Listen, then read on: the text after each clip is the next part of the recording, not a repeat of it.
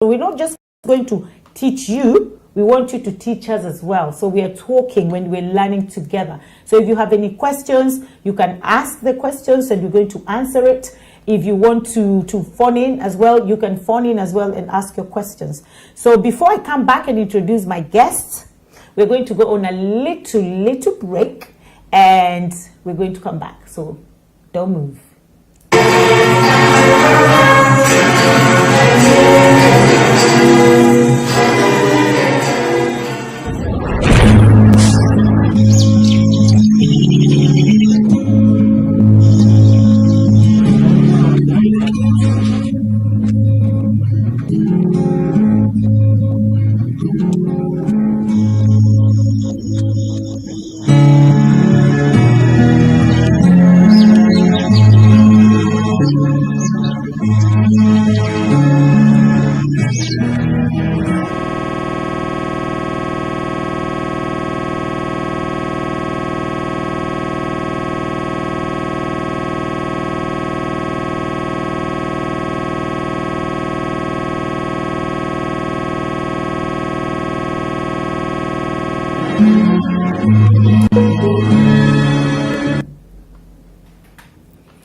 I have my two guests, very special people here today. And I'll start with Kenya. We're going all the way to Kenya. We have a pastor with us in the house. So I would like Pastor Terry Shiundu to just introduce herself before my lady in the studio as well. You know, I love so much when I have somebody in the studio because I can actually look at you and smile and give you high five, you know. But in the Zoom as well, I love having people in the Zoom as well because this is how everything started 2020. So we have to continue the way we started as well. So thank you very much. So I'll let Pastor Terry Shiundu just introduce herself and tell us who she is and what she does for the community. Thank you, Pastor.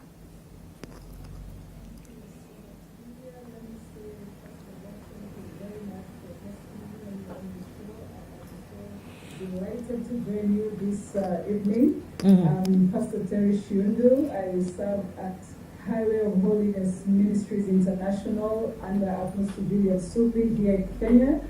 And I am married to Reverend Chris Shiundu. We are blessed with 3 children. Actually 2 teenagers and a 9-year-old, so 17, 14, and 9, going to 10 soon. I'm a human resource professional. Other than that, I am a children's life coach, certified in a U.S. program called Wisdom, or Adventures in Wisdom. And I coach children as young as 6-year-olds to their teen years. I also work with youth, and I am a worship leader as well. Thank you. Wow. Thank you, Pastor. Thank you so much, Pastor. Thank you. Okay, so I'll come to the studio and I'll let Angela introduce herself. Hi, everyone. I am excited. You know what? I get to meet Lydia actually for the first time in person. You know, I'm so excited. But I'm also excited to be talking about this. You know, parenting and as Lydia said, my name is Angela Karanja. I am an adolescent psychologist and the founder of Raising Remarkable Teenagers. You guys, if you haven't joined Raising Remarkable Teenagers, it's a movement for parents, intentional parents. They're taking over the world. So when Lydia gave me this opportunity to come and talk with you, I was so excited, and it's an honor. And just before we started, I was just saying to Lydia you're a destiny connector. You know, you are connecting women from all over the world so we can rise together and change, you know, because we have to take charge. So I'm excited to be talking about this. I'm a mother as well of a teenager, so some of the theories I talk about are actually real life. As much as I talk about research and the science and the psychology of it. Mother. Yeah, so that's the best. Yeah. The best experience. Like I always tell people that I'm not a specialist, a teacher or a psychiatrist or a counselor, but I'm a parent. Absolutely. And having grown up children have taught me a lot. But I'm so happy. The reason why today I'm happy that we also have a pastor is because I want the pastor to take us in the spiritual and energy side of the aspect of parenting. And you're also here in the physical, also the energy part of parenting. And I know every time people are talking about parenting is about how you train your children, about how you talk to your children, how you bring them up, what you do for them to see. But we are not taking that direction today. We are going to the roots, to the beginning. And the beginning for me is when you're pregnant, or even before you get pregnant. So I'm going to start with pastor as well, because I know this is so much of a spiritual thing and the energy. Because pastor, you find that sometimes and this happens to a lot of women, maybe you got pregnant and then you fought with your partner or your husband or your boyfriend, whoever, or before you get, or when you found out you're pregnant, you are so angry and you spoke all these things that you're not supposed to say. So pastor, I just want you to tell us what effect can actually happen if you get pregnant, or before you get pregnant, or while you're pregnant and you have all this bad energy around you. Thank you, Lydia.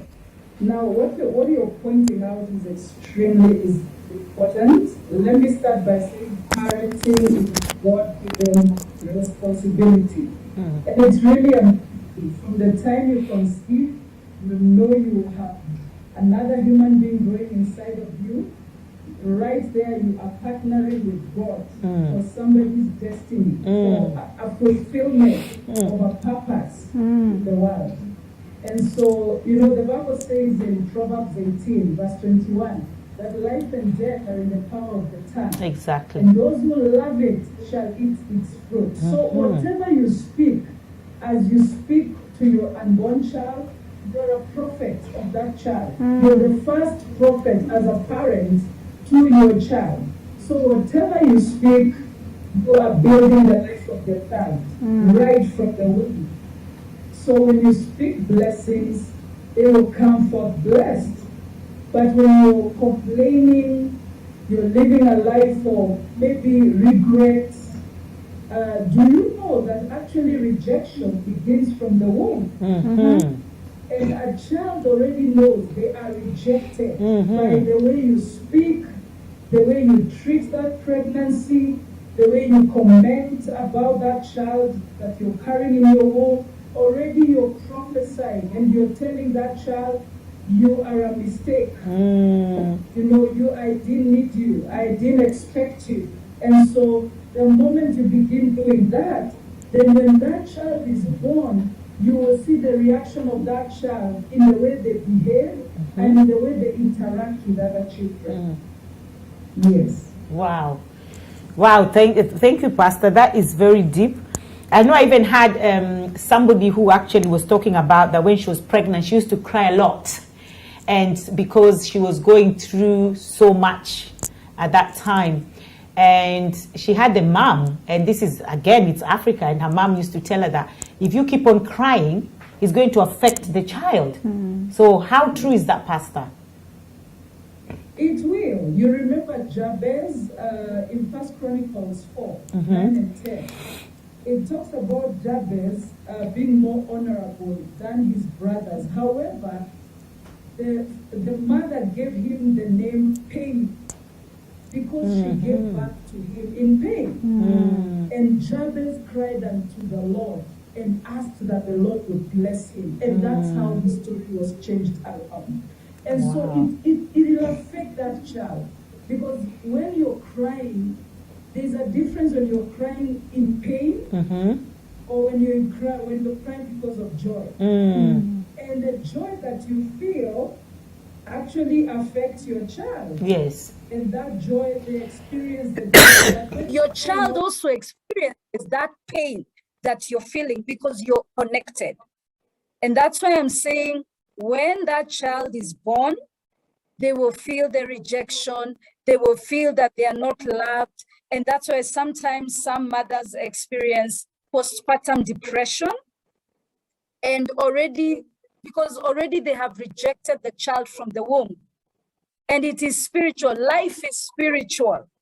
Whatever we feel, whatever we do, whatever we say affects that child right from the womb. They can feel the emotions of the mother. Feel the emotions of the mother. Yeah, thank you so much, Pastor. And I know in our lives, there is spiritual, there's energy, there's also the physical, which you actually deal with it a lot because you're a psychiatrist. So tell us, in the physical as well, how does this negativity, just either before you get pregnant or while you're pregnant, because that's the roots now, before even the baby's born. We're going to talk about that later as well. Right. How does this affect the child's upbringing? Right. You know, the whole of your body is actually energy, right? And when we are having those down moments, we have what we call, your brain produces what we call cortisol, all right? And that's the stress hormone, right? When you have the stress hormone, it affects it affects the whole of your biology. And remember, when you're pregnant, where is the kid getting all of their nutrition, all of their feeling, all of their DNA? What's happening? You're passing it on to them. So when there is distress, and that's why, for example, some kids who are born when the mother is stressed and you hear the kid pooed, right? You've had maconia, you've had things like that. Or when the kid is distressed, the doctors have to work quickly to get the kid out by C-section because it's affecting the child.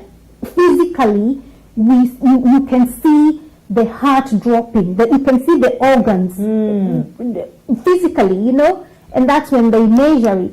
So can you imagine what's happening? And that's a very tiny person. Yes.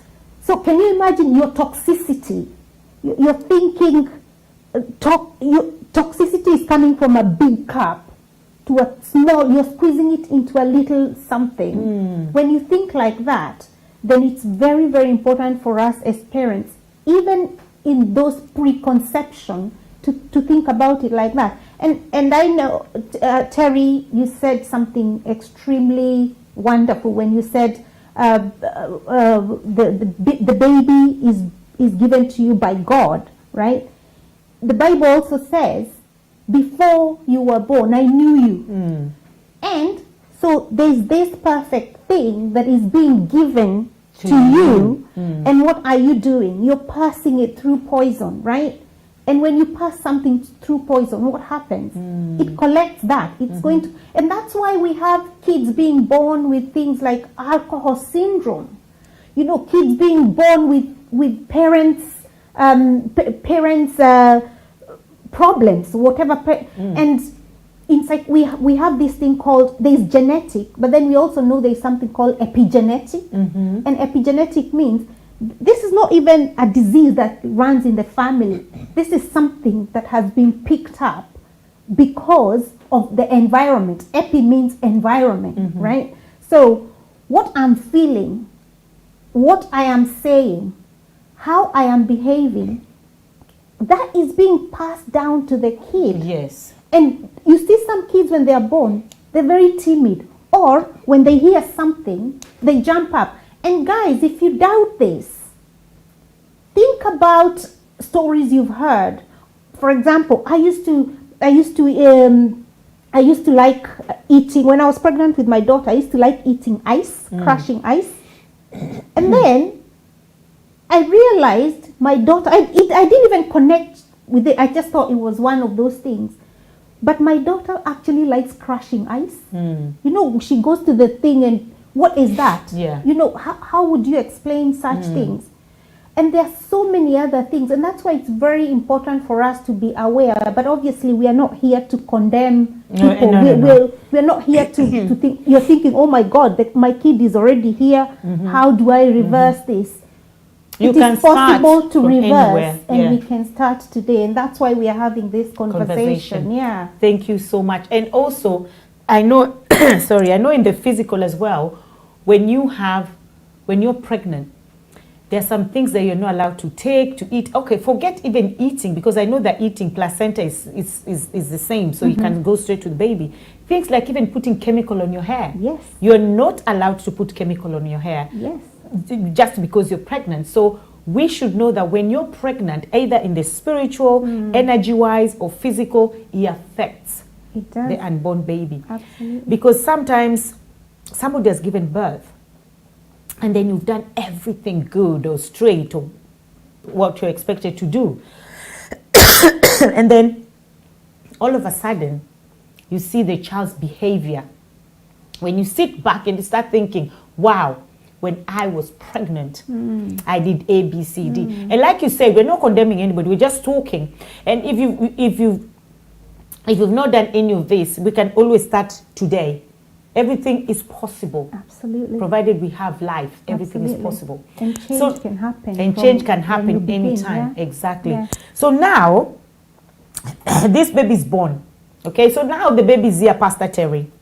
Now again, spiritual, in the spiritual side of it and energy side of it, and also in the physical. Now the baby is born. I find out a lot, especially in an African community, or in Kenya, because that's where I come from. Now, the woman and the husband, or these two couples, are fighting, or even sometimes they're not fighting. This child is always the one that is suffering, because the mom is constantly abusing this child. You're ugly like your dad. You're this like your dad. And then the mom too comes and gives the same dose to the child. You're stupid like your dad. Your dad. So this child is always hearing negative words. And like you said, Pastor, the tongue has the power of life and death. And whatever we confess, especially in our children's life, that comes to pass. Because I've met a lady who was, I think she was 40-something, she was still a virgin, she's never had a man. And because what the mom used to tell her all the time, and you never get married, you never get a man, you're this, you're that. And that actually came to pass. And the day she got a man, 1 year later, 2 years later, the man passed on. So it's everything that she believed as well, because when your parents are like your mini God, because you look at them and you think, wow, this is my mom, this is my dad. So if they say all these things, you actually believe it. So Pastor, can you now as well, again, just clarify this for us, that once the baby is born, what happens next? It's important for, as I said earlier, that as parents, we are partnering with God. That's a one thing that we should have it in mind, that we are partnering with God, we are in God's divine agenda. That's why that child is with you and not another parent. Okay? Exactly. And so it's important for us to be able to understand, first of all, what's my responsibility? The Bible says that our children shall be taught by the Lord, and great shall be their peace. That does not mean that God will come down and teach them. Though he does, he speaks to them, he speaks to children. But he has placed the parent with the responsibility of teaching, training, molding that child. Yes. And so it is our responsibility. Because how we raise our children is what determines what the next generation will look like. You know, it is what we do on a daily basis as parents. Today, when we see in the world how things are disintegrated, there's so much corruption. Young people are killing each other. They are into drugs and all manner of things. That is because as parents, there's a place we have missed our responsibility. We are not doing what we ought to do. And we are to bring up our children in the ways of the Lord, train them up so that when they are old, they will not depart from it. And actually, I said the number one responsibility for parents is to raise responsible adults. So think about it. When my child is 20, 21, will I be proud of what I see? So it is a daily investment. Parenting does not end you know, with that child getting to 18 and walking out, but it's a daily investment. That means the environment I raise for my children is important. What does that mean at my level? Yes, I'm a pastor's wife, and that it doesn't mean that sometimes we don't disagree with my husband. But we can never do that in front of children, because what we do influences them. The things that I do on a daily basis, how I speak to my husband, they are learning. You know, children learn by observation most of the time, not what we tell them. So they're learning.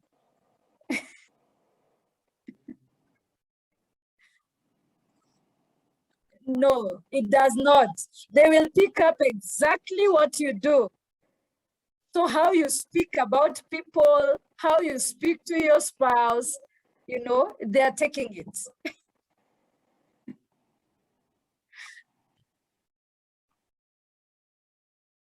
About responsibility, because I was just coming to that, and because a lot of people, sometimes I hear people saying, oh, this is hard job.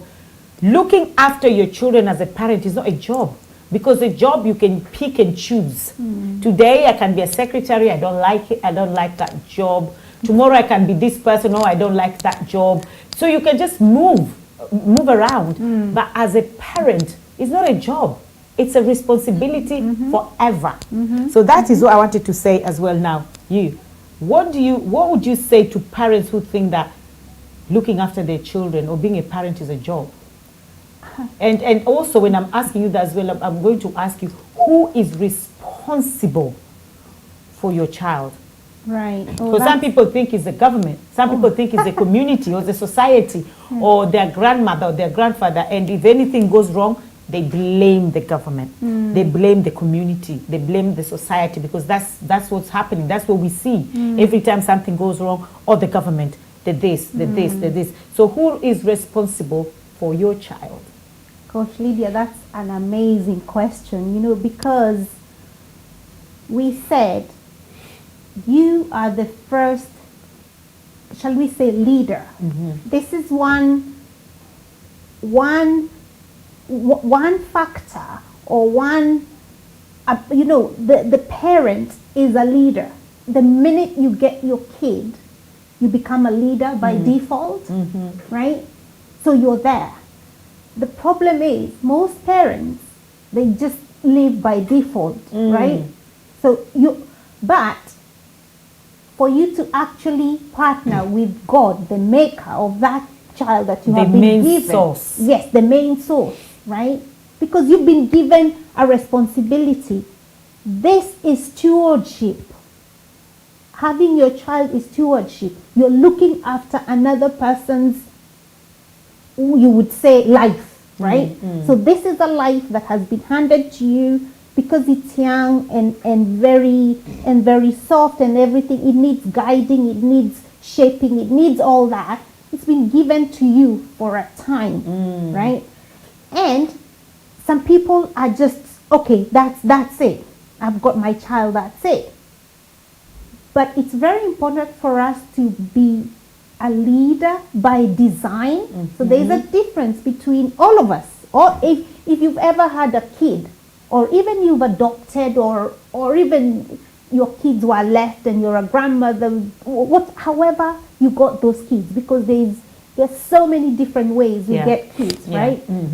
The minute you get that kid, you become a leader, but it's up to you to actually decide, I'm not just going to just go with the flow, you know, you're like this, whatever, like you said, you think it's the government or the community's responsibility. No, your kid, my kid, Lydia, your kid, Terry, your kid, every one of us kids is our responsibility. That is our first responsibility, right? That is our responsibility. So how you partner with God, because this again is a partnership, because let's remember they've been given, they came as a whole, right? It's like a whole seed that has been given. And your job, think about your job, you're a farmer. So what does a farmer do? you don't go in there and you're not given a seed and you just sit and, you know, that's, even the parable of what did you do with this, right? Yeah, when they gave you the when talent. when you are given this talent, let's think beyond. Yes. You know, even when we read the good book, let's not, oh, it's just a seed, it's corn. Some of us visualize corn and they'll plant and everything. Even your kid, right? That is a responsibility. What did you do with them? How have they developed their talents? How have you helped them become everything that God wanted them to be? Yeah, that is our responsibility. It's not our responsibility to go and change the makeup of them, right? For example, maybe your kid, whatever the job that you do, you're thinking, oh, my kid should follow in this family business, right? Maybe that's not what they came here for, Yes. right? So we need to Guide them. and it's co-parenting with God, actually. Co-parenting with God. Discover what are they. So our first responsibility to answer your question is, when you get a kid, that is not a job. That is a responsibility. In fact, it's a vocation. It's a calling. That is how you should see it. Yeah. Right? That is how you should see it. And there is no thinking like regret. Sometimes we regret because maybe it didn't happen in the perfect conditions that you thought. But I think you saw the article I wrote the other day in that newspaper, right? I'm not going to mention it. Yeah. I talked about things that we should never say in front of our kids, Yes. right?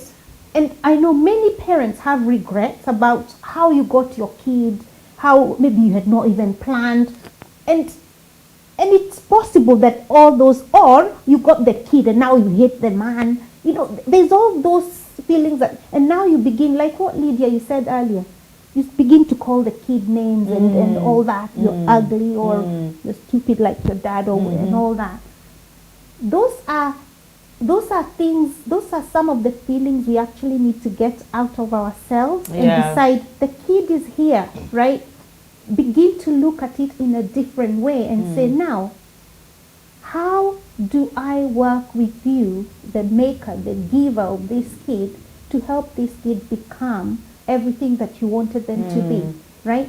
Because it's like you've been given a gift. It's So a gift. how do you use this gift? Absolutely. You understand? So you Yes. cannot take a beautiful gift that you've been given, very expensive perfume, and go and chuck it in the toilet. Absolutely. You understand? Even you just put a little bit when Yeah. you walk, everybody's like, wow, Yeah. perfume are easy. So that is our children. God has given us perfect gift Perfect. to look after. Perfect. So talking about, just going back to what you've said as well, it's with parenting, there's no manual and there's no a constitution and a book and to follow, but there are some guidelines. And if we follow those guidelines, they can really help us. So Pastor, what are some of the guidelines that as parents, that like I say, there's no manual for it, there's no constitution, and sometimes what works for me doesn't work for you, and what works for you doesn't work for me as well. But there's some guidelines that as humans or as parents we should follow, or we need to follow. And I always say this as an example. When I had my first child, and that's why I always encourage, especially Black community, attend seminars, attend events, attend talks, attend these things. They normally actually help. Attend conferences, you know. We don't, because we just think we know it all, yeah? Not all of us, but most of us. And when I had my child, my first child, so many years ago, and there's this, you know, some people will say, oh, shut up, and that was like a norm thing. Shut up is like a norm thing. And you're stupid, and you're this. You know, some things are just, they've been made, or we've been conditioned to think they're normal, and they're not. So I'll be the victim, number one, to say, I'll tell my child, oh, shut up, you know, when they're talking too much. And when I attended a seminar, and this is so many years back, my house, even my child, they will never use such words in my. If somebody just said, "Are you stupid?" Oh my God, mommy, she swore, he swore. Nothing like that. But if I did not attend this seminar, trust me, I wouldn't know, because it's been made norm. It be normalized that it's okay to tell a child shut up and it's okay to use some words that we are not supposed to use. So, Pastor, tell us, Yes. what are some guidelines that we should, as parents, actually follow to help us? As you know, there's no manual. Nobody will come and give you a Yes. manual. Read this, and you'll be okay. Yes, and I always say that. Sometimes I host parent Issues. dialogues where And we one thing I discuss always say is parenting. that we don't have a manual. And that's why networks are important, just as you're saying. And you know, when the manufacturer of a vehicle manufactures a vehicle, they put like a product description and, you know, for you to understand what is within that vehicle. I would say it's the same with us. God is our creator. He knows the end from the beginning. And so the best person to trust utmostly as a parent is God. Partner, that's why I began by saying partner with God. We are in a partnership. When you're in a difficult situation, pray, ask God about it. What do I do? And also building a network. Have an older couples who have older children to learn from. We, my husband and I, learned a lot from another couple. We call them the Chelules, and we would visit them and observe how they treat their children, how they pray every day over them, laying on hands. And we picked up those things and we said we will be doing these things when we get our own children. And so the Bible says in Proverbs 22, verse 6, train up a child in the way he should. And when he is old, he will not depart from it. There's a scripture I love so much, and I never fail to quote it when I'm talking to parents, and that's Deuteronomy 6, verse 6. The Bible says that these words I command you today shall be in your heart. You shall teach them diligently to your children, and shall talk of them when you sit in your house, when you walk by the way, when you lie down, and when you rise up. What does that tell us? That parenting is constant, is throughout teaching. It's not a once in a while. So learn from seminars, learn from videos, go to a class, learn from other parents. We don't have a manual, but we can always reach out and ask. Find out, am I doing the right thing? And also pray about it. Ask God on this matter, especially when children get age. I'm sure Angela has a lot of experiences to share, you know, working with teenagers. There's a way they can behave. As a parent, you do not know what to do. You're lost. And I've been in that place. When one time my son tells me, Mom, I don't think school is important. I was in shock. You know, I was in shock because that's not how we've raised our children. You know, education is important. But I thank God for the Holy Spirit because He constrained me. I would have said something, but I said, okay, we'll talk about it. And I decided to pray about it. That night, I could not sleep. I spent the night warring on my knees for my child, you know, because the enemy is constantly pursuing our children. And so we must be alert as parents and partner with God to ensure that every milestone we are doing the right thing. And thankfully, he is, you know, we talked about it and resolved it, you know, but I know it was resolved on the knees. Okay, so it's important that we partner with God in this thing. We can't do it by ourselves. Learn from people, but also seek God concerning your children and concerning issues that you feel that you're stuck about. Yeah.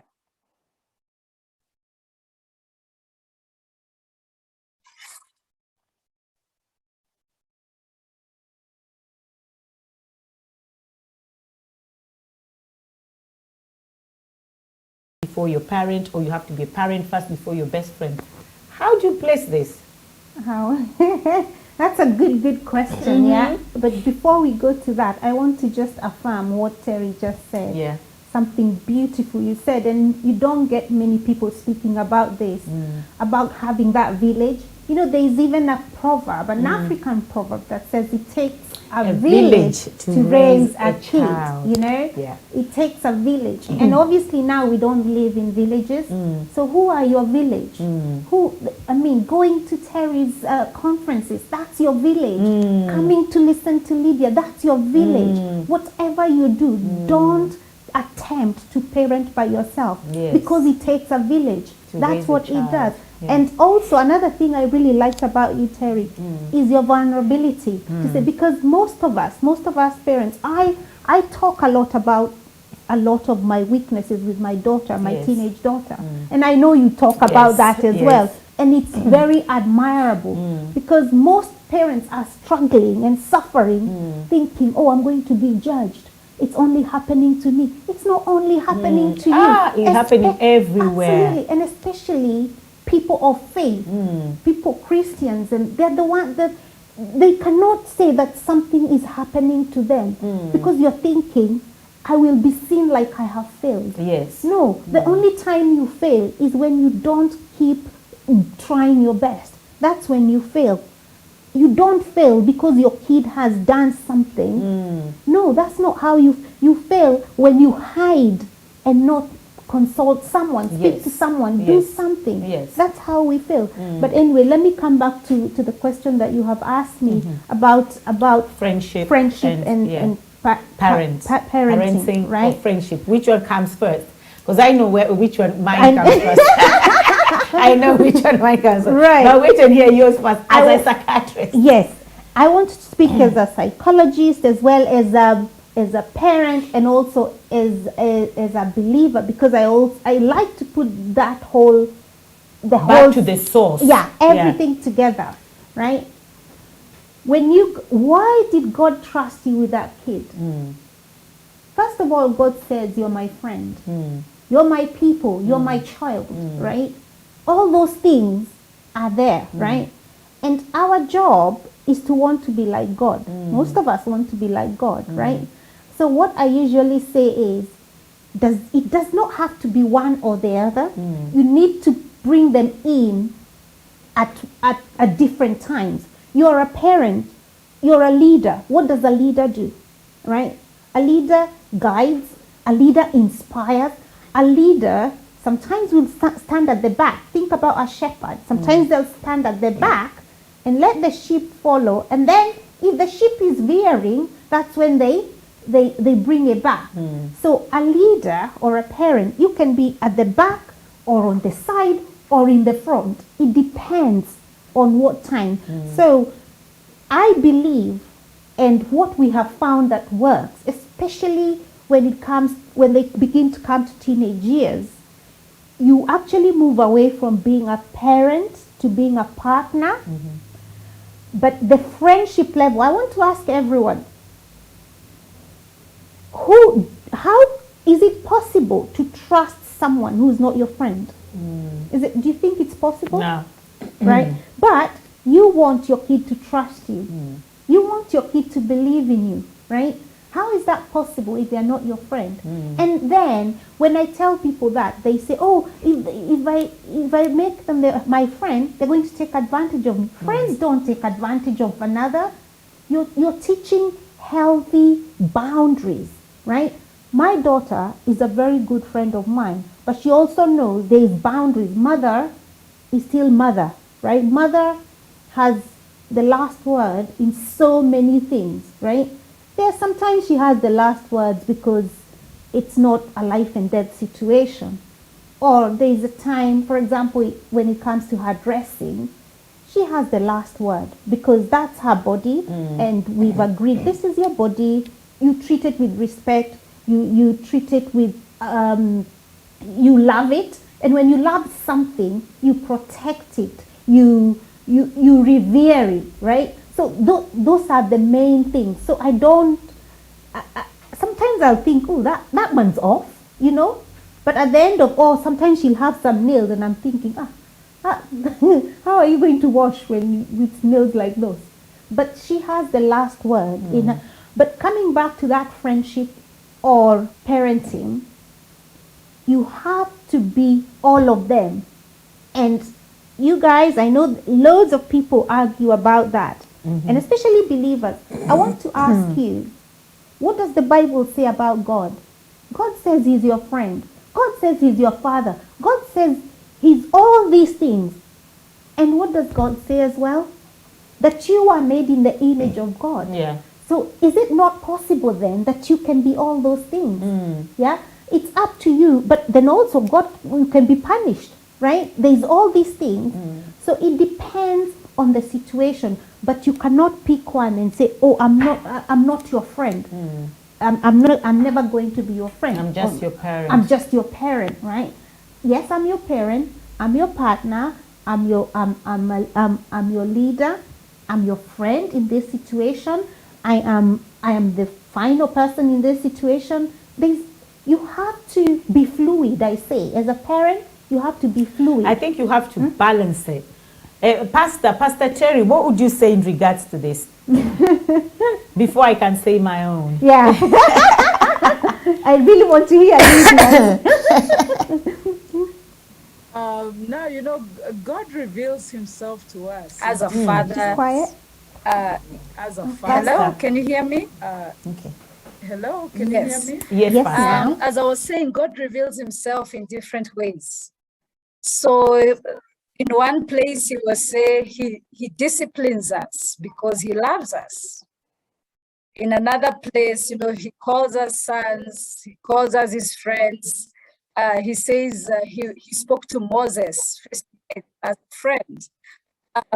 So it depends, I would say, just as Angela says, it depends on the milestones, the level at which your child is. There's a level where when they get to, then they need you as a friend. There's another level they need you as a mentor. When they're a young adult, you need the parent as a mentor or a coach so that they train the children, you know, to excel in certain skills. And you can only do that when you're a coach.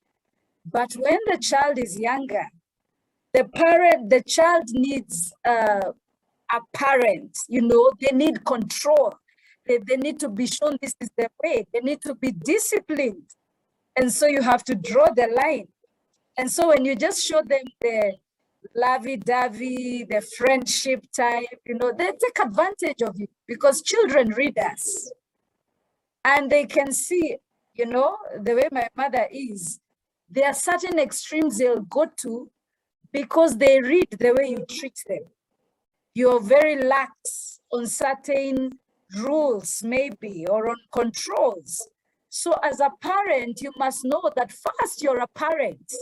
You have charge over the soul of that child, And so you must be tough. You must discipline and, you know, and show the way when they are missing it. And, you know, we don't discipline our friends. We can only tell them the truth about a situation.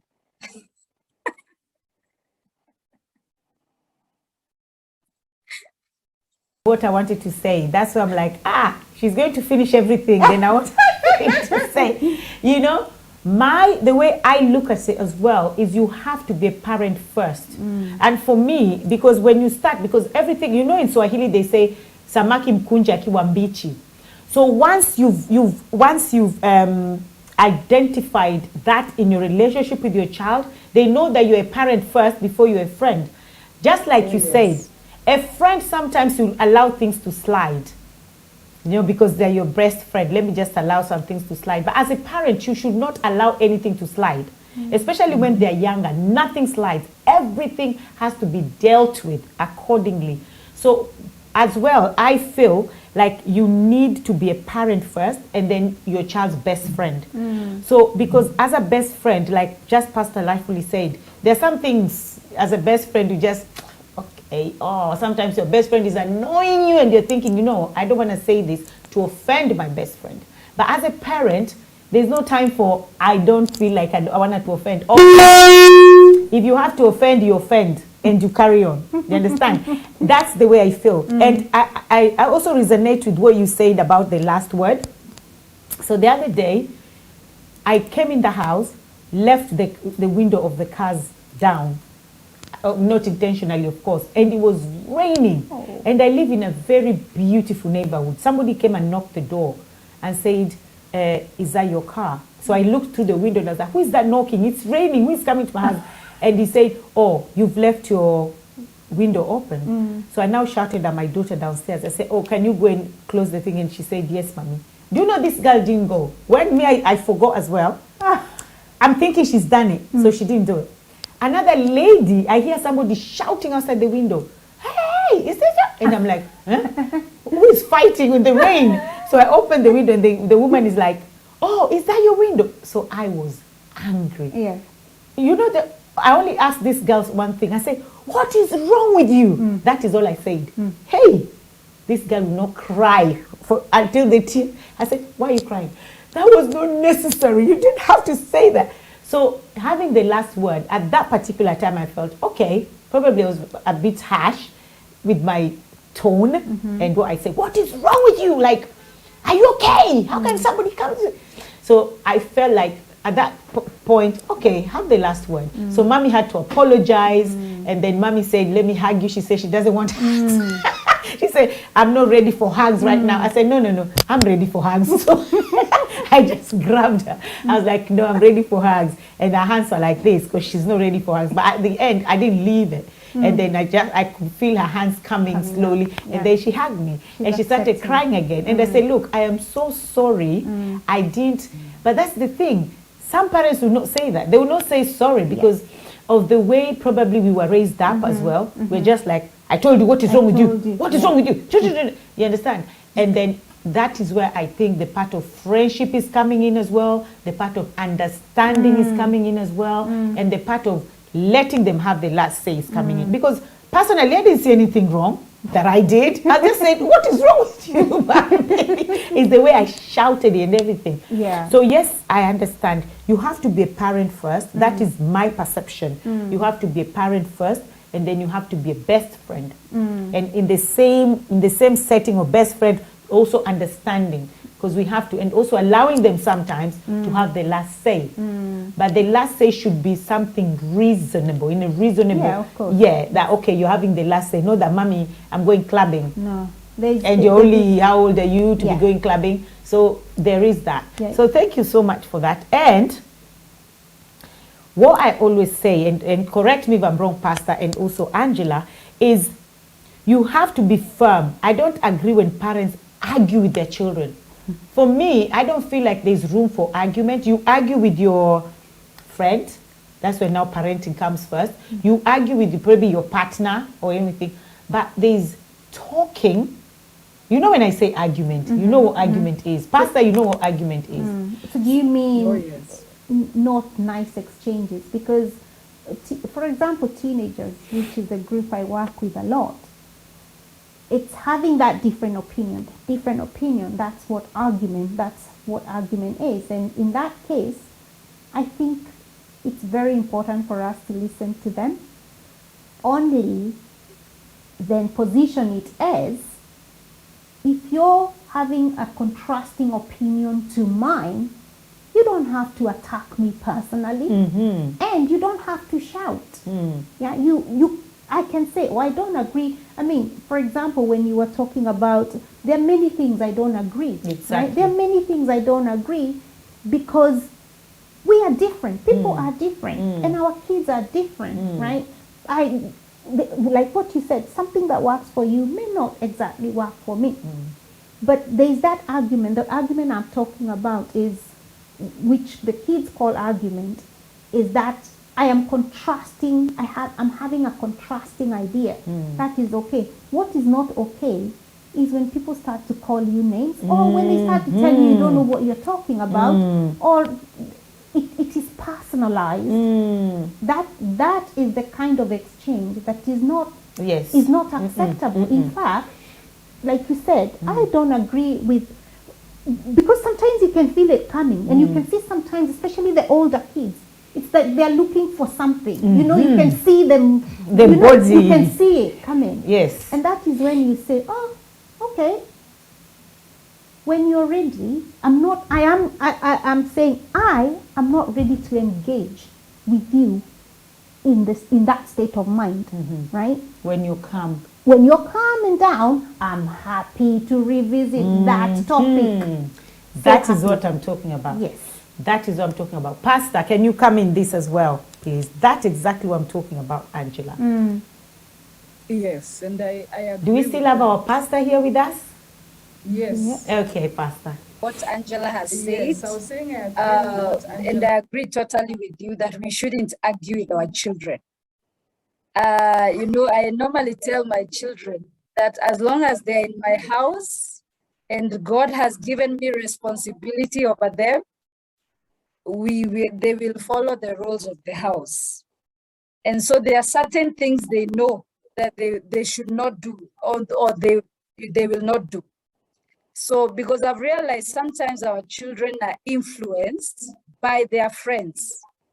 And so they will come, they will read your mood and try to push for something, or sometimes even do something that would annoy you, so that they bring up an issue and you start fighting over it.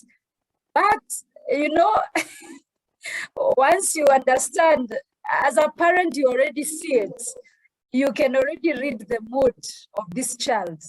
And so it's important to be firm, to let them know that in this house, this is what we do. This is our culture in this house. And so you cannot bring the culture of that family just because they allow their children to sleep over and do all those things. Doesn't mean that in this Chiundu house, it will also be done that way.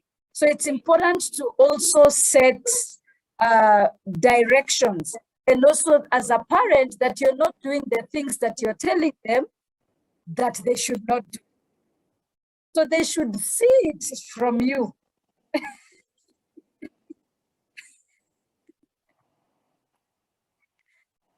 Do what I do. Or they say, don't do what I do what I say. But that is wrong, because you, as Angela and Pastor rightfully said, when you have a child, you are the leader.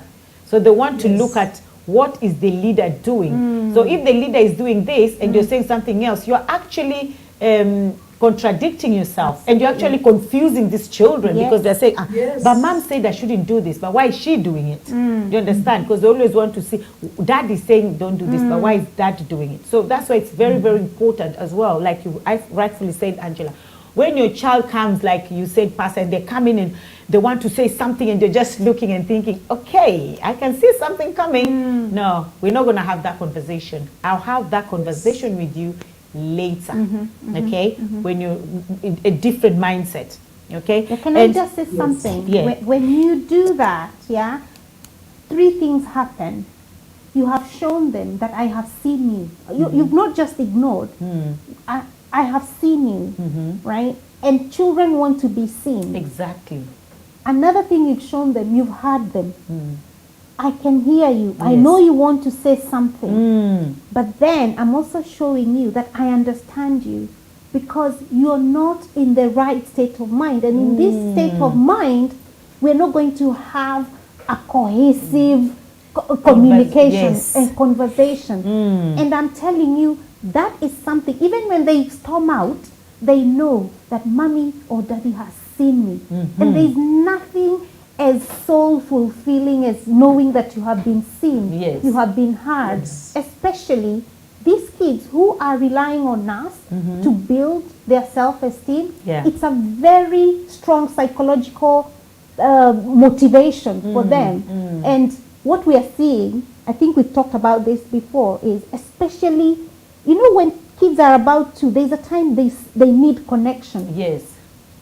Interestingly, when they hit teenage years, you know, when they're trying to do their own thing, they're trying to separate from you, they're being autonomous. Do you know that is another time in life they need connection more than ever? But they seek for it in the most crazy ways. Yeah. So as parents, we need to be very tuned Identify in that. and know this is about connection. So every time you're asking yourself, how in this, in this tantrum, in this kickoff, right? How am I connecting? How am I connecting with this kid? Sorry, this thing is falling off. In this situation, how am I connected? Because sometimes they'll come, what? You call them and they have this thing of what? How do you respond to that? And still show them that I have seen you, I have heard you, and I understand you.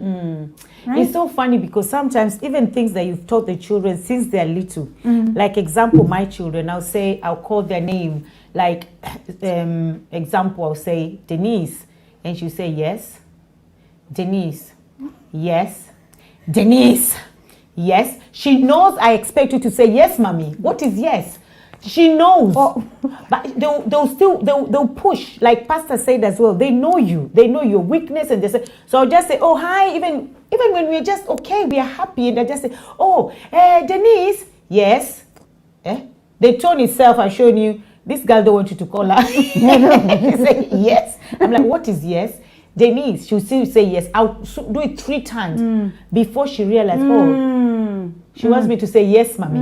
And you've been doing that since you're little. So children, they know us and they can take advantage anytime. Absolutely. And it doesn't matter what age they are, they will try and take advantage of you anytime as a parent. And Pastor, you spoke about rules. Now, we have rules of the land to govern us. So why don't you have rules in your own house to govern your family as well? So you can put rules in your house and you say, these rules are not to be broken. Absolutely. Because it's the same thing, the rules of the land. If we break the rules of the land, we pay for the consequences. Absolutely. So it's the same thing, rules in the house. If you break them, you pay for the consequences. So this is the consequence in breaking the rules in the house. And there's something as well that I don't know who said it, or if it's not been said, I'm just thinking it in my head, is I'm always very careful. And one child one day told my daughter that, oh my God, your mom, if she says something, she'll never go back. Because I always pray and I'm so careful before I dish out a punishment. And that's the thing I always say. Wise. Before you dish a punishment, think. Because when you're angry, in that anger, you can say, you know what? Give me your phone. Your example, you're not using your phone for the whole week. One day later, the child is using the phone. So she will like, because one day later, everything is forgotten. Everybody, as she said, sorry, mommy. But whether she says sorry or not, this punishment was you're not using your phone for a week. So it should still stick regardless of apology. I think all the 2 of them, maybe one has not gotten that punishment yet. There's a punishment, no birthday. That was harsh. One parent was calling me and begging me, saying, oh, please, it's a one-day thing. I say, my dear, I totally understand you. But in this house, we have different rules. And my rules, before I dish a punishment, I think so hard about it. Even if I'm going to regret it, but I'm not going to let it pass. She's not having her birthday. And I know my children don't really like, every birthday, I don't like cooking chapati, by the way. So every birthday I have to cook chapati. That is like a ritual in the house. Oh, mommy, so chapati. And I cook a lot because my children love chapati. So I cook like 50 chapatis. Only on birthdays. And it's 4 of us. So I only cook chapati maybe 4 times in a year. That's so mean. That is so mean. And they don't really like ugali, right? That day, when I say no birthday, you're having ugali. That's the day I'm cooking ugali and sukuma without even meat. And the person that is being punished, everybody now is being punished in the house. Not just one person.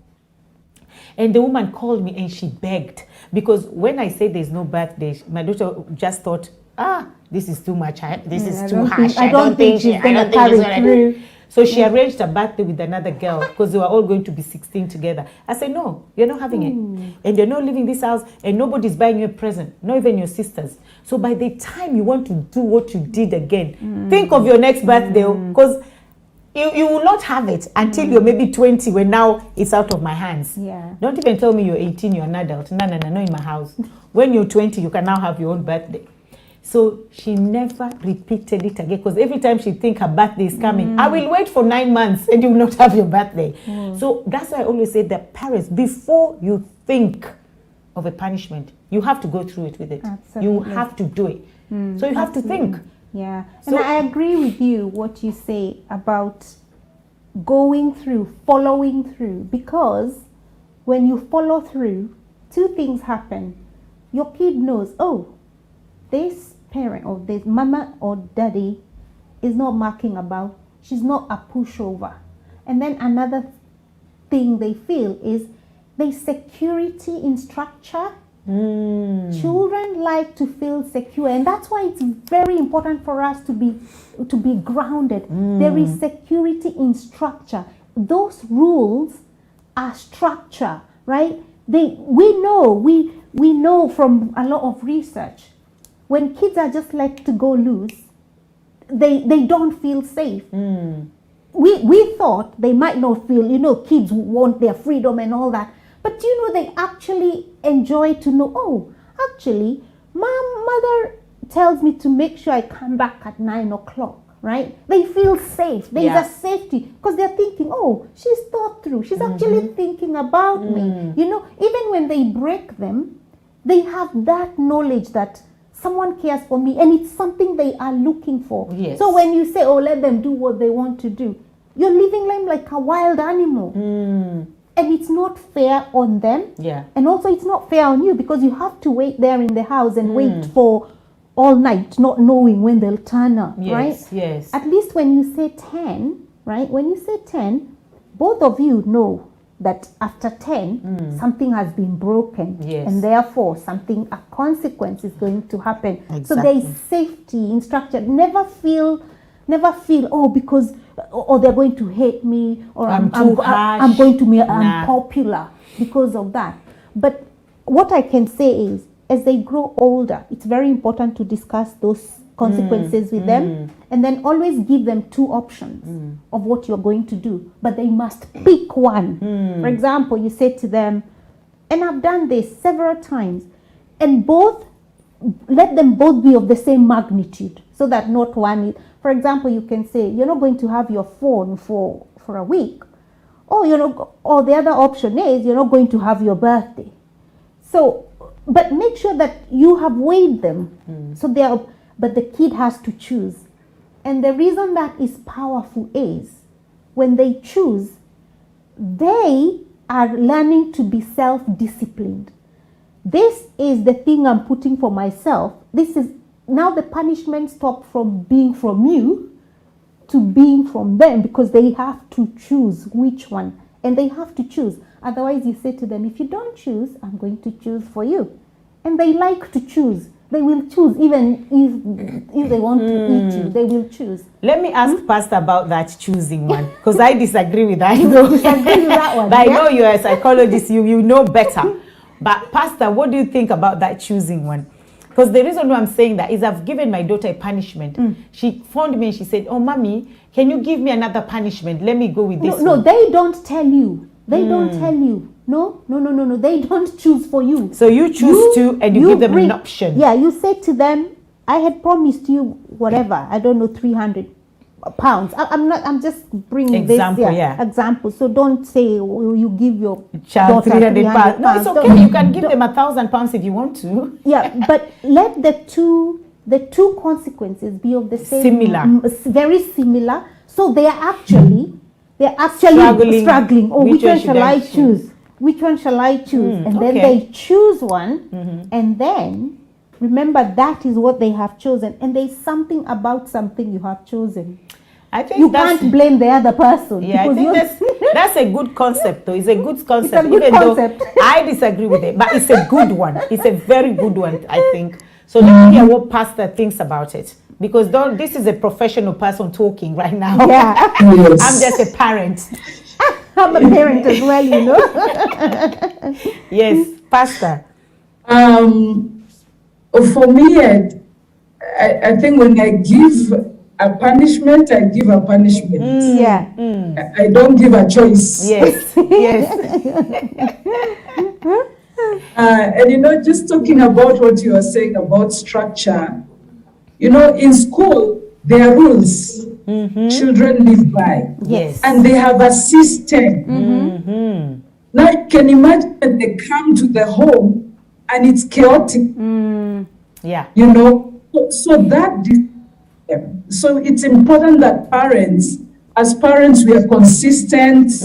We provide, as Angela says, it gives security. Yes. When we have some sort of rules and systems, and children know in this family, this is our culture. Yes. So wherever they go, whether to visit a relative or a friend, they will do that as a culture. Just to give an example, we take Holy Communion as a family every day, every evening before we sleep as part of our devotion. I want to join that family. I want to join that family. Yeah. So I was so impressed the other day when my son was telling us that he has found a way to prepare juice in school. He's in boarding school. Yes. So that every night he takes Holy Communion before he sleeps. Oh, that's bless nice. I him. mean, we didn't tell him to do that. Oh. But it's a bless him. culture. He has seen it. It's something we do in a home. And Yes. so he has picked it up. And so systems are important. Providing that safe space and security within the family is important. It creates some security. Yes. Children feel they are warm, they are loved, they are part of a family that loves them. And so it's important to provide that. Yeah. And just one thing I wanted to say about discipline is that never discipline a child when you're angry. Oh, Yes. Yes. Never Ah. discipline when you're angry. You will say things you didn't need to say. Yes. Some have gone to the extreme of killing their children Yes. in the name of discipline. Yes. So always check your emotions. And if it has made you so angry, whatever your child has done, you don't have to, do it right away. Just walk away. Calm yourself so that the lesson is learned and that you do not destroy your child in Yes. the process of discipline. And I think, Pastor, what you just said, what you rightfully said, is that is now the difference between discipline and abuse. That's when that comes in. Because Yes. some people always mistake discipline and abuse. Some people mistake abuse and discipline. And I think is when you're angry and you want to discipline your child, it can turn out to be an abuse. Oh, yeah. Because you can do Yes. something without thinking, because you're so angry. Because when you're angry, sometimes you're just seeing red. So imagine seeing red on your child. Yeah. And then you regret later, what have I done? The damage has been caused already. I have this Yes. lady, I know of this lady, and I feel so sorry for her because she has 5 children, okay? Just saying she has 5, she doesn't really have 5, but I'll just say that. So Yeah. I'm not calling names. So that she's unidentifiable. Yes. Yeah. And she was telling me, when she was talking to me, I was with other people and everyone, and what my daughter said, and she's only 15, she was like, Mommy, I think that that auntie did something to her children because all her 5 children cannot be saying the same thing. They all don't like their mom. They all say horrible things. This woman was talking and crying, and I was thinking, how can I? And I felt so bad. I was like, okay, I'll come, maybe I'll take you out. What can I do to help? And when my daughter, because they think differently, they don't think like us. Me, I'm thinking, what kind of a horrible child? These children are horrible. How can they do this to their mom? They're not nice children. They said, Mom, don't feel sorry for that auntie. Probably she did something to those children. I said, what do you mean? All the 5 children cannot be saying the same thing about their mom. Do you understand? So when I'm coming back to what you said, security in structure. If there is a law of the land, even in school, like Pastor have said, I even forgot about school. School, there's rules. They follow. They do. The law of the land, they follow. So why not in the house? In the home, Why yeah. can't we have that a security in structure? Like you just say, the structure in the house should be that. So everywhere they go, they know there's rules. Not that, okay, I go to school, there's rules. in the world there's rules, the law of the home land, there's but nothing. in the house there's nothing. So I can just go in the house and do whatever I want to do. And remember that saying that says, asiyefunzwa na mamaye hufunzwa na ulimwengu. Na hata hiyo ulimwengu haitamfunza, itampeleka jela, itamtwanga, itamfanya, you know. Sorry guys, Because that ulimwengu is not friendly. yeah, and this is the thing, right? It's better for your kid to make the mistakes in the safety of your own home, because as parents we are more compassionate. The world is not compassionate.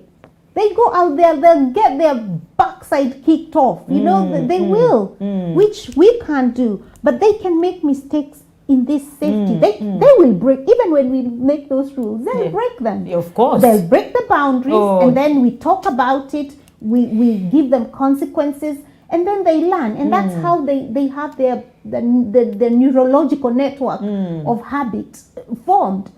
But if you leave them and then they go to the world, people don't have patience for them. Nah. You know, for example, your kid will say, my daughter sometimes, it's not something always, but sometimes she'll say, I'll call her, like you said, call her.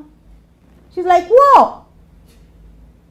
I'm like, D. And then the what sometimes will come back lower. And then I call again. And then when she'll say, yes, ma'am. She'll realize. Yes, she'll realize, because, and then what I do, I just call her the same way. Yeah. Again, we need that patience. Can you imagine, she goes to work, let's say even her first job, and then the manager or the supervisor says, D, she's like, whoa! Yeah. You don't come back here again. Yeah, there's no They patience don't over have there. time. Yeah. We have the time to remind them gently, remind them gently until they realize, actually, I need to be kind to this person. I need to be kind. The world out there is not kind. They're going to kick their backside off. Yeah, and that's consistency as well. Like Pastor rightfully said, you have to be consistent as a parent. Because like what you said, because that happens to me a lot when you call a child and they forget, they're like, yeah, yes. I'm like, I don't get angry. I'll just call it again and again. By the time you do it 3 times, they'll realize, there's something I'm missing. Why is this person calling me so many times? That's true. I haven't said this. Consistency and firmness. Yes. And we, as parents, we really, really need that with our children. I agree. Wow, we're running out of time. I can't believe this. So I just want to talk about affirmation, okay, before we finish, because this is very important. Affirmation, this is something that as parents we miss a lot, you know, to remind our children that you're beautiful, I love you. Because I know, to be honest, I never got the love. My mom or my dad, they didn't know nothing about I love you. It's because they never had it. So why would they give it? So I always say that you give what you have. That's right. But again, this is a cycle. And the cycle, somebody has to break and stop it. Because, and that's why when we come back to abuse, but that's a story for another day again. You know, we'll do domestic violence. You know, we are campaigners for domestic violence. And it's because it's a cycle. And you see it in your parents doing it, the community, the society you're brought up. There's war, fight. It's up to you to now decide, I'm going to break this. And with me, what I decided in my house, because when we were growing up, we used to fight. We'll fight. And I know families fight physically, and it's been normalized. It's the norm now that, families do fight. But what I said, my children will never fight physically. That was something that I said, because I saw how everywhere lived in my estate, everybody, all the family were fighting. It was just a normal thing. Yeah. People fight, siblings. They say, siblings fight all the time. But it used to hurt me so much, and I used to fight. In fact, I was the worst one. Don't even get me wrong. I was the one that was beating my siblings. I'll beat them. I'll shave their hair. I even shaved their hair because my hair wasn't growing, and my sister's hair was here. I was like, let mommy go. When mom left, mom came back in the evening. I chopped her 2 children's hair. Imagine, I was a bully. I was horrible. So I said, because of the fighting and everything, I said my children will never do what I did to my siblings or the fighting in the house. You see, I made that choice. I could have still just let them continue. Yeah. So My last born, because she's a little bit of a body, I call her body, because she's like the dad side. But my two other ones are really petite. So I said, no fighting in this house. Nobody's allowed. My firstborn has never touched anybody. Not my secondborn either. But because she felt like she's body, the day she touched my child, my secondborn, I say, hey, you touch my child. She said, no, but mommy, I'm your child too. I said, you're not my child. Because my child will never do what like you did. Yeah. My child will not beat the other person. So you're not my child. So right now, I need to go in Google, look for your mom, and look for your dad. That is funny. This guy was crying. I said, I'll look for your dad and your mom. And phone them to come and take you. Because you see, these two, they've never fought. Where did you come and start fighting? So since then, she never touched her sisters. But because I decided that is it. So we have this cycle of our parents, because, and I don't blame my mom and my dad for no telling me I love you or hugging me, or they didn't know any of that. That's right. But I had to change that for my own family. And I taught them something different. Okay? So affirmation, like you always have to affirm this, baby, you're beautiful, baby, you're pretty, baby, you're an African princess, baby, you're this, baby, you're this. And again, they only do what we do as well. Absolutely. Do you understand? So when it comes to affirmation, how powerful is it, Pastor? Because I know in church, affirmation is a very powerful thing. So, Pastor, when it comes to affirmation, how strong is it to affirm our children all the time? It actually boosts their self-esteem. I mean, when you see a child that is confident, can stand before people and talk, that's because they know who they are. They have grown up with this image that they are great, they can achieve anything, that they are beautiful, or they are handsome. And so it doesn't matter what anybody else says out there. Yes. I mean, they have grown up hearing that they are loved. And really, as you say, we didn't grow up hearing that we are loved.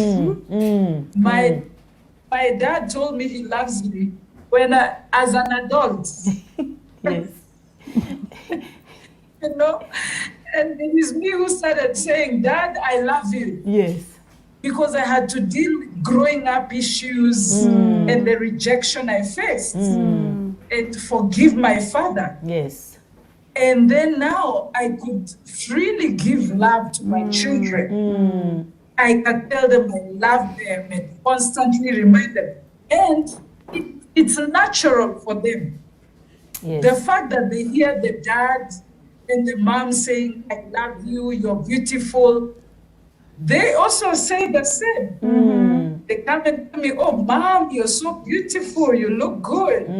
So we also get it from our children, because we have created the culture and the environment for that affirmation to be on an ongoing basis, not based on how your grades are in school. Yes, exactly. Not based on what you're good at or what you're not good at, but just based on you as an individual. Yes. As Lydia, that you're beautiful, you're great. Yes. It doesn't matter that you haven't reached where you desire yet. Today I was talking earlier with my daughter, and there's something she has really been wanting. And I told her, you really need to pray about that thing. Then she told me, no, Mom, I know it will happen. Hey. And in my heart, I was like, wow, you have more faith than me. Yes. So it's so important for us to create that environment for our children, because it builds their self-confidence. Exactly. It makes them who they are out there. Exactly. Actually, character is formed in the home, not at school, not by community, in the home. That's where we shape and form the character of our children. Exactly. And you can actually tell who your child will be when they're an adult, just by looking at them now, by the way they behave and the way they carry themselves. Yes. Thank you so much, Pastor. Yes, in the physical as well, as a psychologist as well, how important is it to affirm our children all the time? You know, words in themselves have a vibration, whether they be positive or negative, right? And they go deep. It's like a seed that you plant in the kid's life, and that is what they believe, right?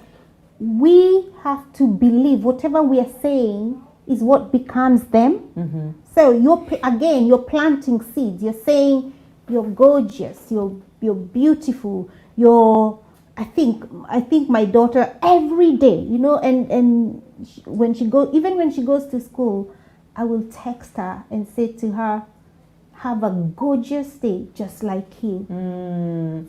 You know, or have a fabulous day just like you.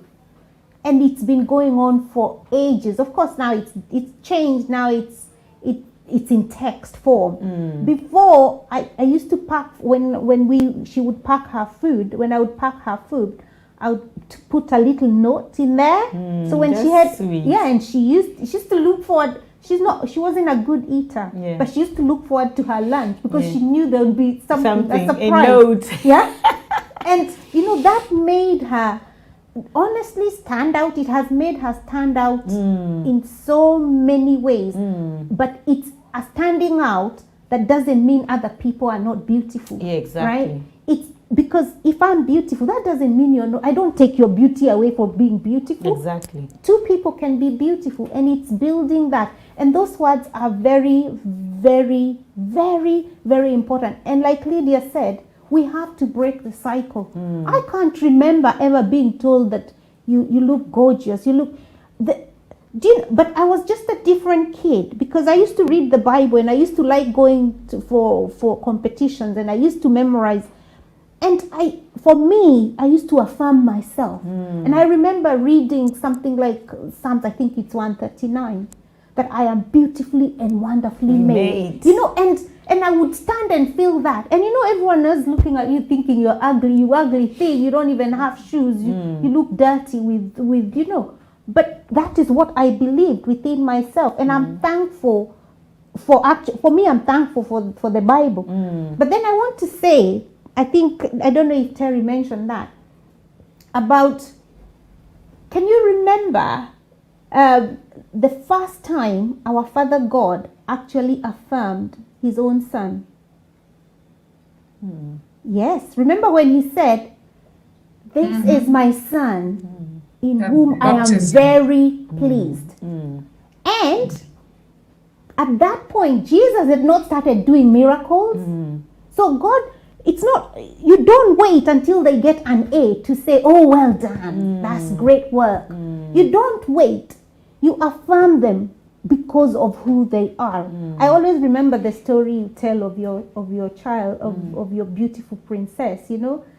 I think you should tell it, right? Yeah, I think you should tell it yourself. But it's so beautiful. And I tell parents, you know, sometimes when you're constantly giving your own examples, people think, oh, it's just you. And I say to them, no, it is changing. Other parents are taking up. Other parents are beginning to parent and become leaders by design.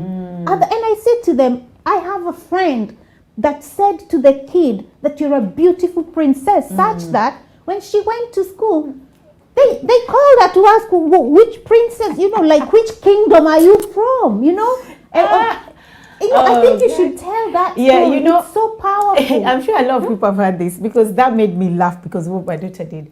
She was only 5 and, you know, she was going to a school and where we live, it was just a white people's school. So she came home one day and said, why is she dirty? Why is she like this? And her friend is not like that. And I had to, of course, pray for wisdom. I was like, hey, how am I going to answer this? Because I never expected this. But I'm happy she did ask. Now, looking back, I'm happy she asked. And I said, sweetheart, come. She was only 5.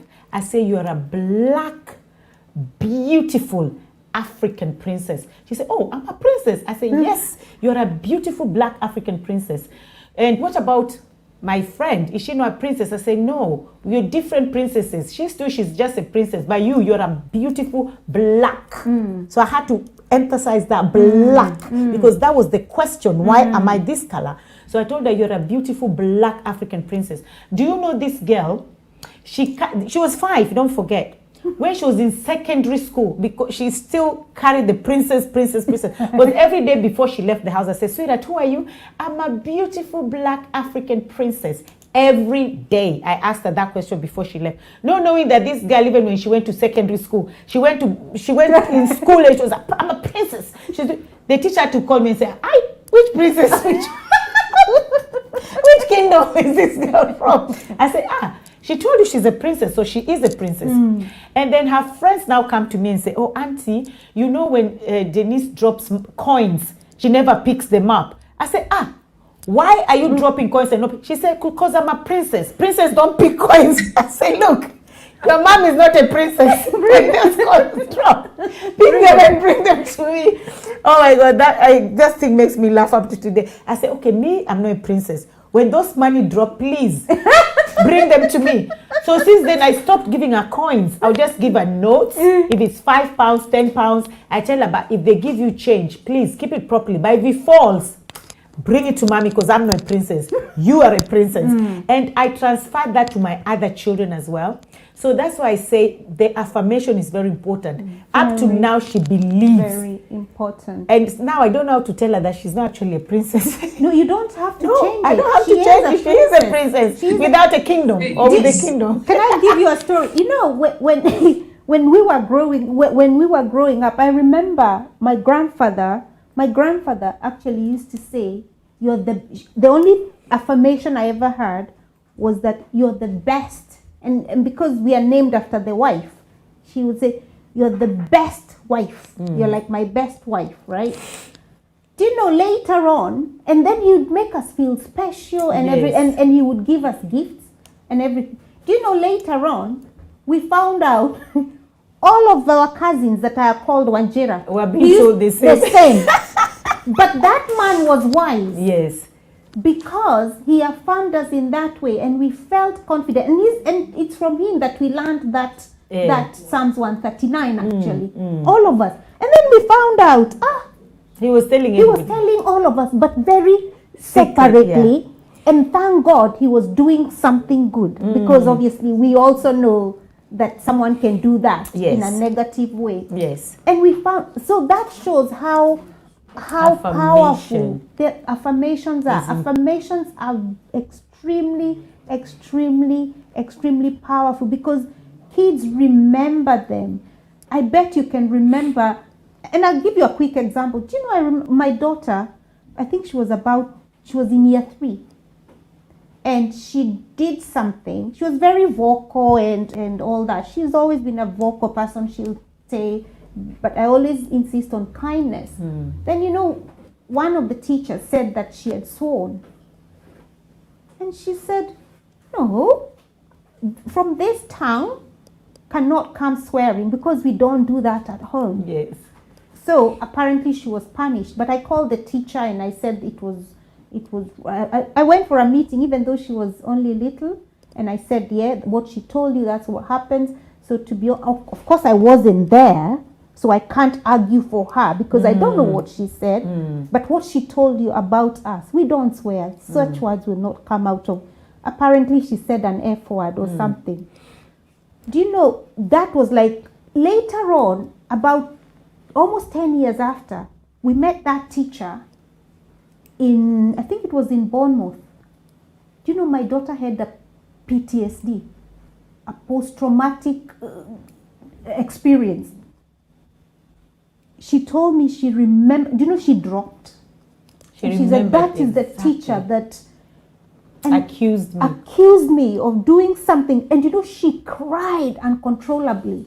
That is how, you know, how deep those things can injure kids. And for me, do you know, I thought, we've resolved this. I've talked to the teacher. I have said that is not acceptable and all that. But my daughter had not processed it. That's why about 10 years later, can you imagine a kid carrying such a burden for so long? And that is just one thing. Can you imagine, and if it was a parent, let's say you're saying bad things to them, just the person they should trust most, and then you're betraying them. It's very heavy, it's very damaging. And that's one of the reasons we are finding so many young people with mental health problems. Yes, because they've piled a It's lot because of things. that. Yes. They're carrying a lot of, or it's like injuries, because think about it this way. Every time you say something that's not nice to someone, think of it like you're stabbing their head. You stab, you stab, you stab, you stab, you stab. So this kid is a wounded walking person. How is a wounded walking person supposed to operate?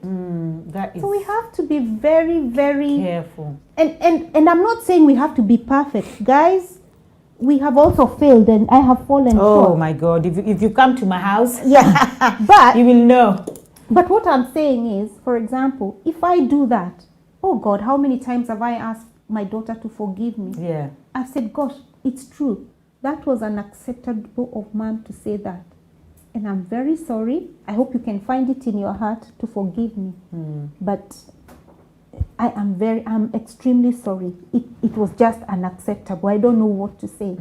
And then that way, again, we go back to that, them feeling valued, feeling listened to, feeling seen, which is very important. Yeah. Yeah, so Thank you so much for sharing that. It's true, because we do have a lot of children going through mental illness, a lot of children. I know we're running out of time, and what parenting, there are some things that we cannot just finish. oh God. Things like parenting, domestic violence, those are things that we don't just finish. We can talk about some issues, but there are some issues that never finish because they are part of us every day. Children are being born every day. Domestic violence is the pandemic is horrible. Suicide, mental health, mental issues, mental illness, mental disorder. All those are things that surround us every day. So we'll never finish talking about them. But we'll do this session again, and we'll come back to this session. But just my last words to parents is to adaptability. We need to adapt with our children.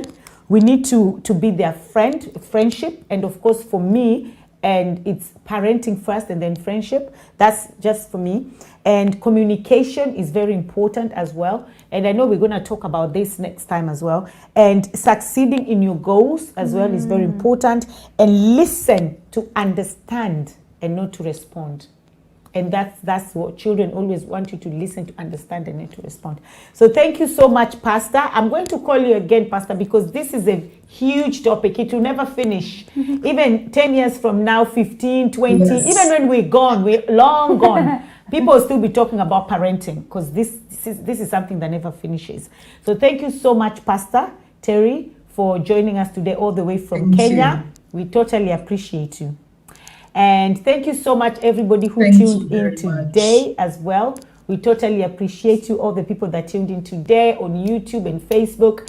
And if you keep on sharing, liking our work, subscribe to our channel, we'll totally appreciate you as well. Subscribe. Is it subscribe? Or that word I can never say it. That's the only word I okay. cannot say. It's subscribe okay. or hit that red thing. Yes. It's a red thing, so you hit it. And the reason I like what you do is because we are being real. Yes. And parents, we make all sorts of mistakes. Exactly. There was someone who told me today, oh, you guys spelled the word Wednesday wrong. Whoa. And I was like, oh, I Wow. didn't even realize. Wednesday, how do you spell? WEDNESDAA. No, on the flyer. On the flyer, Yeah, oh. I said, don't worry. Don't worry. don't It's worry. Wednesday. Look at the date. It's we are real. We make mistakes, Mistakes. and it's okay. Yes, it's okay to make mistakes. We do it every second of our life, by the way. And I also want to say thank you so much to Angela. We've been walking this journey together for a long time, since 2020. We've been talking about parenting a lot. So I thank you so much for all the help and the support that you give the community as well, and the children, because that is how we're going to have a better tomorrow. Okay, because the yesterday is a very horrible yesterday. So we need a better tomorrow. And if we have people like you, Pastor as well, coming and and teaching us as well, and we're learning together, like I said, it's not just us sitting and lecturing anybody. We're not lecturing anybody. We're not better than you. We're not blaming anybody. We're just trying to have a better tomorrow. I even love for my children to listen to this. So when they have their children, they will know the guidelines of what to do. So thank you very much, everybody, for tuning in. Until next time on Wednesday, again, 6 p.m. UK time, 8 p.m. Kenyan time. We will see you. And like we always say, it can only be God. So...